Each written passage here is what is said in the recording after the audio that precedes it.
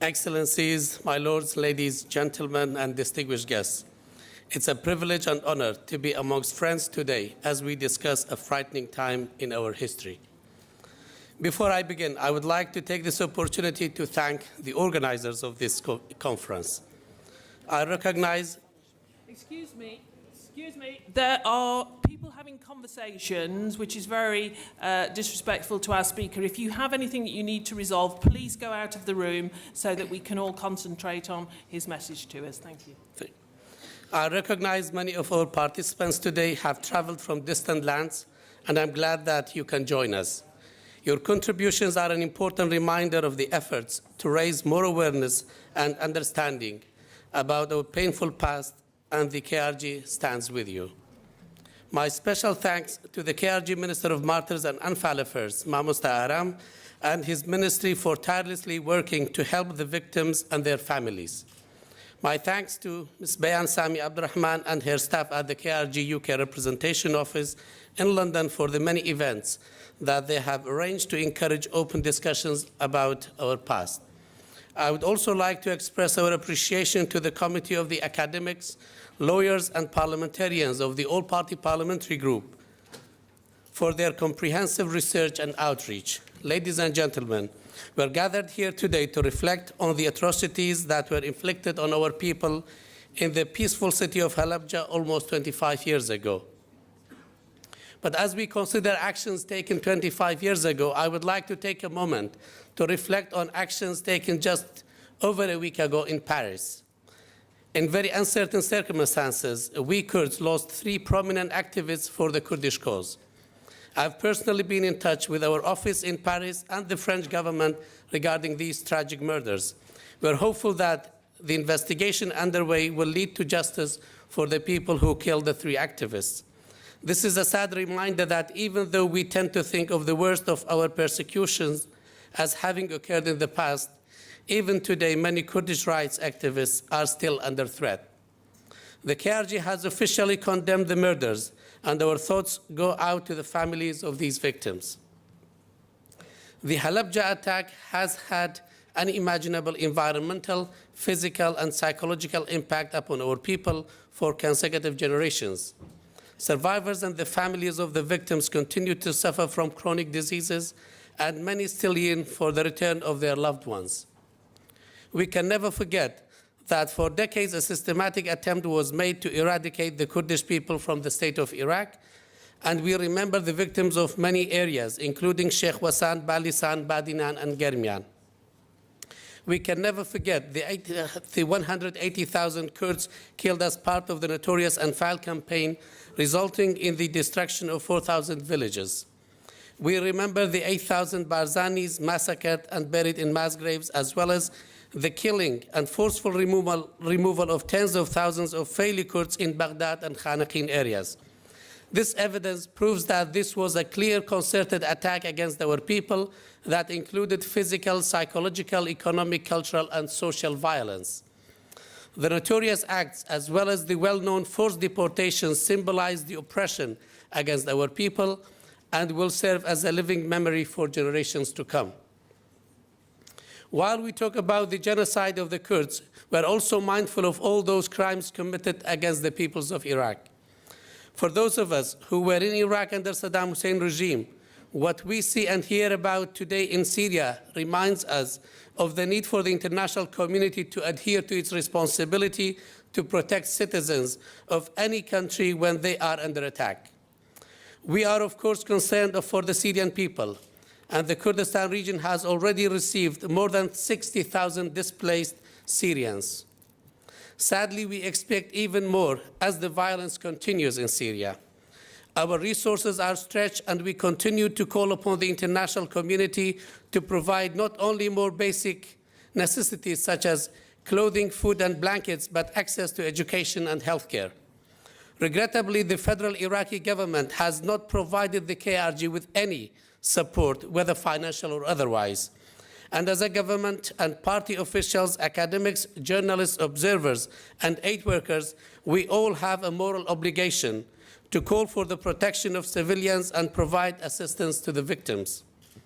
We also shoulder the responsibility to document these crimes and remind the international community of their rightful role in preventing the repeat of these unspeakable acts.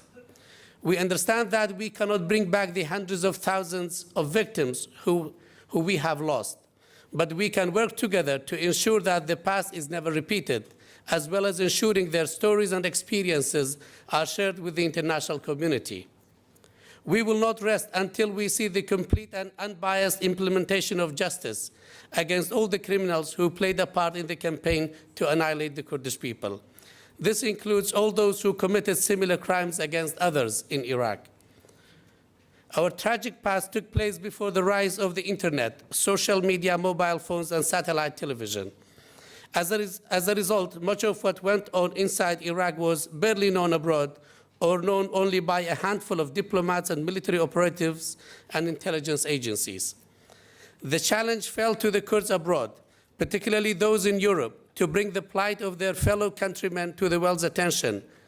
No doubt, they faced difficulties few of those they approached had heard about the Kurds. Furthermore, much of the diaspora community had their own challenges as strangers in a new land, learning a new language, culture, and adapting to a new environment. The claims made by the Kurdish community in Britain, Sweden, Germany, or France of mass live burials, of poison gas, of the disappearance of thousands of males from one tribe must have sounded implausible or highly exaggerated at best. And they had little scientific evidence to back their claims at the time. Despite these challenges, they did not give up. They were driven by the injustices carried out against what most of the world knows now as the largest nation without a state. They worked tirelessly to wake the world up to what was happening. We are aware that they lobbied governments and MPs, talked to the media, and organized countless meetings, petitions, and protests. When the media did finally discover the truth, members of the diaspora were able to provide background information, help journalists to cross to Iraqi Kurdistan via Syria, Turkey, or Iran. They called on experts and academics to study the attacks and to speak out against it. The diaspora played an important role in bringing attention to the Kurdish suffering in Iraq, although they faced enormous difficulties, and their success was sometimes limited due to some governments' interest in the entire Middle East. Ladies and gentlemen, Kurdistan today is peaceful and stable, and the KRG is building the infrastructure the region never had. The security, good health, and prosperity of our people will always be our priority. Despite the attacks against our people, we have never sought revenge or retaliation. We have chosen not to live in the past. We are focusing on the future and allowing our experience to serve as a beacon of hope for Iraq and the Middle East. Our people have always differentiated between those who commanded these horrifying decisions and those who were simply following orders. In fact, during the Kurdish uprising of 1991, the Iraqi forces were removed from our region without any attacks against them. Later in 2003, we opened our gates for the rest of the country. Today, we have tens of thousands of Arab families who have sought refuge in Kurdistan, including Christians who are fleeing from violence in the rest of Iraq. This rare culture of tolerance dates back hundreds of years ago, and we are proud of the position our people have taken. Part of that success is to deal with the legacy of the decades of genocide and help the generations of Kurds who have been traumatized. The KRG and local NGOs and international NGOs are working closely together to achieve this through partnerships with the international community. However, the Kurds abroad also have a key role to play in raising the awareness of the genocide among the public and decision makers around the world. We are fortunate that in many countries, members of the Kurdish community have done well in different fields, and they can use their connections. They have the resources to raise awareness of the physical and psychological trauma that our people have suffered. And they can encourage governments around the world to formally recognize the Kurdish genocide. We all know that there are many different views and groupings among our diaspora. We are not always a homogeneous people. We come from different areas, have different political views and different experiences. This diversity among our people only enriches our shared vision for the future. But I want to underline that for my government, this is above party politics. This is a national duty. We can all agree to the strength of the Kurdish cause and find more ways to cooperate with each other. Too often we are looking more at our differences than at the common views that bind us together as a people. My government continues to work closely with its representatives abroad to encourage a meaningful and active engagement in pursuit of this noble effort, and we call upon our Kurdish people in diaspora to be part of this effort.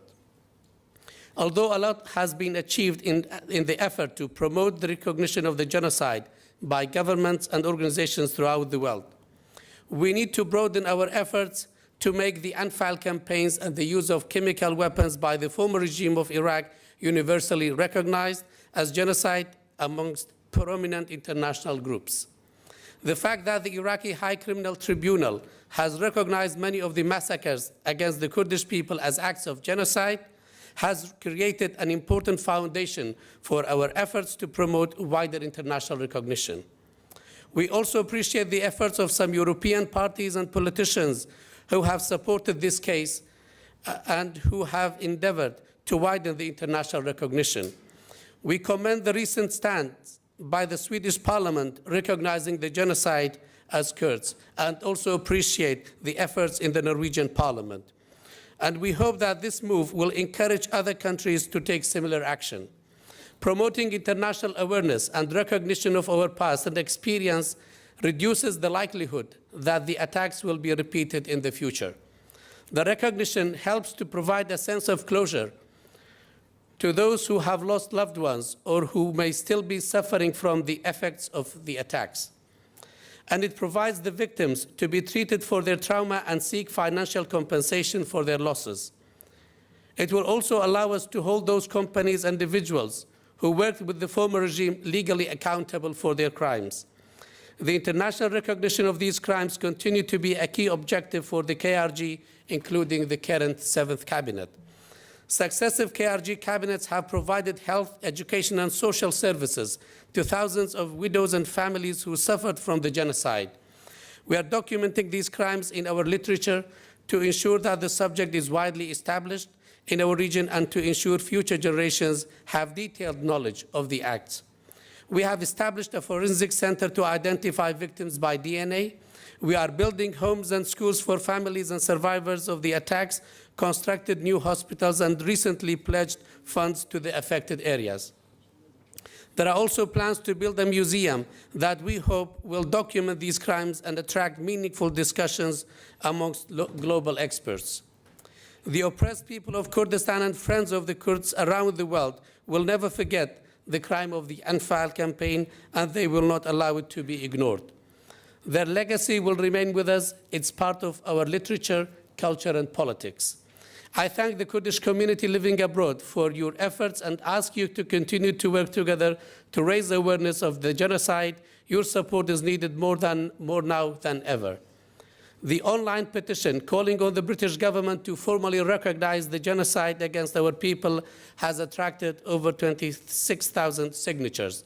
And I call upon you all for your important support.